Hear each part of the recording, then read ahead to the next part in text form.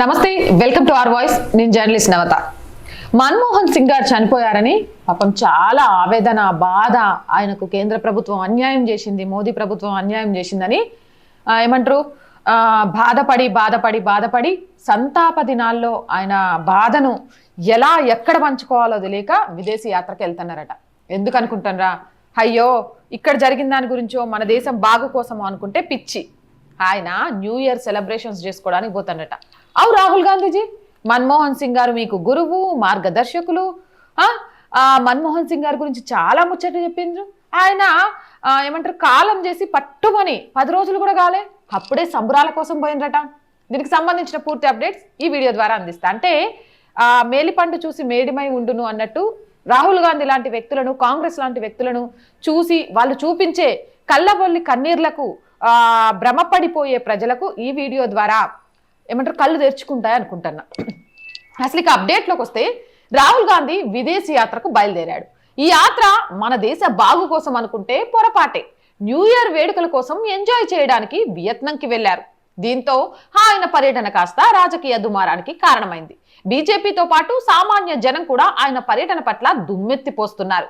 దేశ ప్రతిపక్ష నేతకు new year పార్టీలే ఎక్కువయ్యాయని దుయ్యబడుతున్నారు. అంతేకాదు, దేశ మాజీ ప్రధాని మన్మోహన్ సింగ్ మరణించి 4 రోజులు కూడా గడవలేదని, అప్పుడు రాహుల్ గాంధీ ఎంజాయ్ చేయడానికి ఎలా వెళ్ళగలుగుతున్నారని కొంతమంది విమర్శిస్తున్నారు. ఇక కాంగ్రెస్ అగ్రనాయకుడు రాహుల్ గాంధీ వియత్నాం పర్యటనపై బీజేపీ నాయకుడు అమిత్ మాలవీయ తీవ్ర విమర్శలు చేశారు. ముఖ్యంగా మాజీ ప్రధాని సంతాప సమయంలో రాహుల్ గాంధీ నూతన సంవత్సర వేడుకల కోసం వియత్నాం వెళ్లారంటూ ఎక్స్ వేదికగా రాసుకొచ్చారు. అంతేకాకుండా రాహుల్ గాంధీ తన ప్రయోజనాల కోసం మన్మోహన్ సింగ్ మరణాన్ని రాజకీయం చేశారంటూ తెలిపారు. వీళ్ళు రాజకీయం చేయడానికి కాదేది అతీతం. మరణించిన వాళ్ళతో కూడా రాజకీయం చేయగలిగిన గొప్ప తెలివిన్న పార్టీ నాయకులు ఎవరున్నారు అంటే కాంగ్రెసే. అంబేద్కర్ గారిని కానీ, ఈరోజు మన్మోహన్ సింగ్ గారిని కానీ ఢిల్లీతో పాటు కొన్ని స్టేట్స్లో ఉన్న ఎన్నికలలో ఓటు బ్యాంకుగా మలుచుకోవడం కోసమే తప్ప నిజంగా మనసు నుంచి వచ్చిన ప్రేమ కాదు, వాళ్ళ మీద ఉన్న గౌరవం కాదు అని వియత్నాంకి ఈయన ఎంజాయ్ చేయడానికి వెళ్ళడంతో తేట తెల్లమైపోయింది. ఇక అక్కడితో ఆగకుండా గాంధీలు, కాంగ్రెస్ పార్టీలు సిక్కులను ద్వేషిస్తారని తెలిపారు. ఇందిరాగాంధీ కూడా దర్బార్ సాహిబ్ ని అవమానించారనే విషయాన్ని ఎప్పటికీ మర్చిపోవద్దంటూ స్పష్టం చేశారు అమిత్ మాలవయ్య. దీన్ని కప్పిపుచ్చుకోవడానికి కాంగ్రెస్ నానా తంటాలు పడుతోంది. కానీ రాహుల్ గాంధీ పర్యటన అయితే అడ్డుకోలేకపోతోంది. నిజానికి రాహుల్ గాంధీ ఈ సమయంలో న్యూ ఇయర్ వేడుకలకు వెళ్లడం అంత అవసరమా అనే ప్రశ్న అయితే తలెత్తుతోంది. ఎందుకంటే మన్మోహన్ సింగ్ కాంగ్రెస్ నేత, ఆ పార్టీకి ఎంతో నమ్మకమైన వ్యక్తి.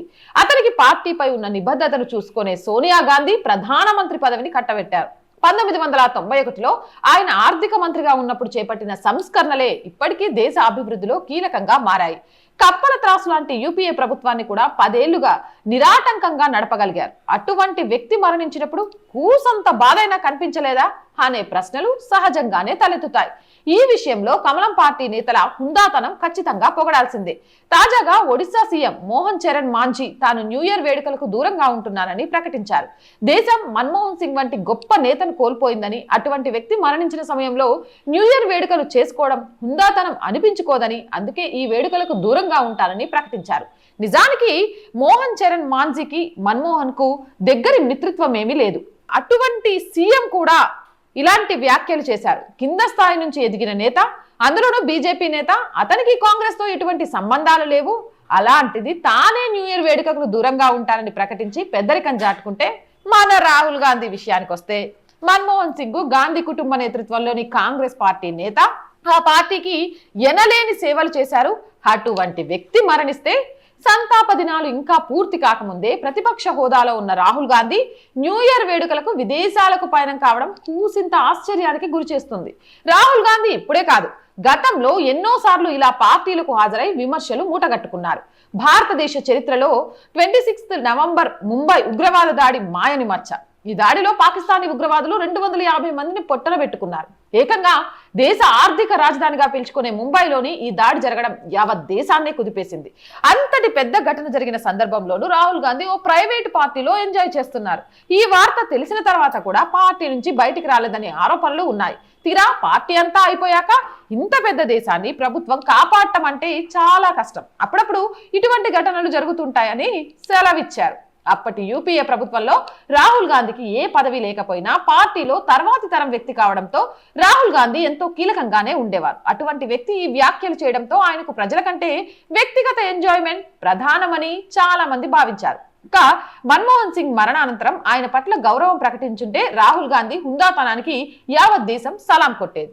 భారత మాజీ ప్రధాని వాజ్పేయి మరణించినప్పుడు ఆయన అంత్యక్రియలకు భారత ప్రధాని నరేంద్ర మోదీ సహా అమిత్ షా, రాజ్నాథ్ సింగ్, నిర్మలా సీతారామన్, మురళీ మనోహర్ జోషిలు వెంట నడిచారు. సెక్యూరిటీ ఇబ్బందులను పక్కన పెట్టి ఆయన అంతిమ యాత్రలో పాల్గొన్నారు. ఒక శిష్యుడిగా గురువుకి ఇచ్చిన గౌరవం ఇది. వాజ్పేయి జీవితానికి భారతదేశం ఇచ్చిన గౌరవం ఇది. అదే పని ఇప్పుడు రాహుల్ గాంధీ చేసుంటే ఇన్నాళ్ళు బీజేపీతో పాటు పలు రాజకీయ పార్టీలు చేసిన విమర్శలకు జవాబునిచ్చిన వారై ఉండేవారు. మన్మోహన్ సింగ్ అంతిమ యాత్ర ఫోటోలను పరిశీలిస్తే ఆయన వాహనం చుట్టుపక్కల కేవలం భద్రతా సిబ్బంది మాత్రమే ఉన్నారు తప్ప పార్టీ నాయకులు గాని కార్యకర్తలు గాని లేరు. ఆయన వెనుక కుటుంబ సభ్యులు ఉన్నారు.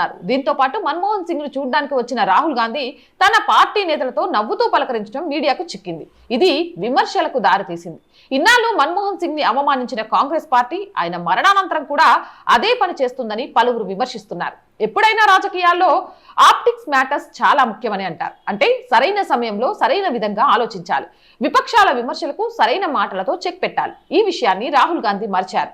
ఇన్నాళ్ళు మన్మోహన్ సింగ్ ను కాంగ్రెస్ అగ్రనేతలు అవమానించారని బీజేపీ విమర్శించింది. ఆయన ప్రధానిగా ఉన్నప్పుడు సోనియా గాంధీనే ప్రభుత్వాన్ని నడిపించారని, ఆయనను కేవలం కీలుబొమ్మగా మార్చేశారన్నారు. అంతెందుకు, ప్రధానమంత్రిగా మన్మోహన్ సింగ్ తీసుకొచ్చిన ఆర్డినెన్స్ ని రాహుల్ గాంధీ మీడియా ముఖంగా చింపేశారు. ఇది మన్మోహన్ సింగ్ కి అతిపెద్ద అవమానమని బీజేపీ విమర్శించింది. ఇన్ని విమర్శలున్న సమయంలో ఆయన అంత్యక్రియలకు రాహుల్ గాంధీ హుందాతనంగా వ్యవహరించి ఉంటే ఈ విమర్శలకు చెక్ పెట్టినట్టు ఉండేది. భారత్ జోడో పేరిట 4000 కిలోమీటర్ల పాదయాత్ర చేసిన రాహుల్ గాంధీకి మన్మోహన్ అంత్యక్రియలలో 4 కిలోమీటర్లు నడవడం పెద్ద విషయం ఏమీ కాదు. కానీ ఆయన అలా చేయలేదు. దీంతో రాహుల్ గాంధీ ఇప్పటికీ తాను పరిపక్వత లేని నేత అని నిరూపించుకున్నారు. కనీసం అంత్యక్రియలకు హాజరు కాకపోయినా ఆయన సంతాప దినాల వరకు అయినా విదేశాలకు వెళ్లకుండా ఉంటే సరిపోయేది. కానీ సరిగ్గా న్యూ ఇయర్ రాగానే విదేశీ యాత్రకు పయనమయ్యారు. దీంతో ఆయనకు దేశం, కాంగ్రెస్ పార్టీ ఎంత ముఖ్యమో అనేది చాలా క్లియర్ గా అర్థమవుతుంది. అదేమీ ముఖ్యం కాదు, వ్యక్తిగత జీవితమే ఆయనకు ప్రధానమనే విమర్శ బాగా వినిపిస్తోంది, ప్రజల్లో చర్చకు నడుస్తోంది. ఏదేమైనా సార్, సంతాప దినాల్లో న్యూ ఇయర్ ఈవెంట్ ని ఎంజాయ్ చేశారా లేదా?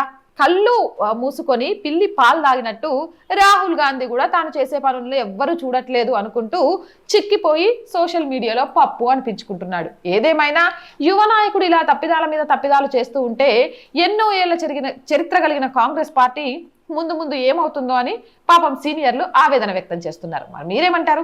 కామెంట్ సెక్షన్ లో పెట్టేయండి. మోర్ వీడియోస్ కోసం ఛానల్ వెంటనే సబ్స్క్రైబ్ చేయండి. నచ్చితే లైక్ చేయండి, షేర్ చేయండి, సపోర్ట్ చేయండి.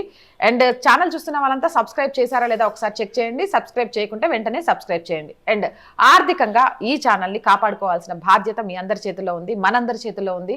ఆర్థిక చేయూతను అందించాలి అనుకునేవారు సబ్స్క్రిప్షన్ పక్కనే జాయిన్ అనే బటన్ ఉంది. 1 to 5 లెవెల్స్ ఉన్న ఏదో ఒక లెవెల్లో సపోర్ట్ చేయండి. లేదా స్క్రీన్ మీద గూగుల్ పే, ఫోన్ పేతో పాటు అకౌంట్ డీటెయిల్స్ కూడా ఉన్నాయి. మీకు తోచిన సహాయం చేయడం ద్వారా ఈ ఛానల్ని నిలబెట్టాలి అనే మా కలను నెరవేర్చడంలో సహాయం అందించిన వారు అవుతారు. వ్యాపార ప్రకటనల కోసం 8328500576 నెంబర్ని సంప్రదించండి. అలాగే ప్రజా సమస్య ఏదైనా మీ గొంతుకను మా గొంతుకగా వినిపించడానికి మేము సిద్ధంగా ఉన్నాం. సమస్యల్ని వాట్సాప్ ద్వారా తెలియజేయండి. 8328500576 నెంబర్కి వాట్సాప్ చేయడం ద్వారా. జై హింద్, జై భారత్.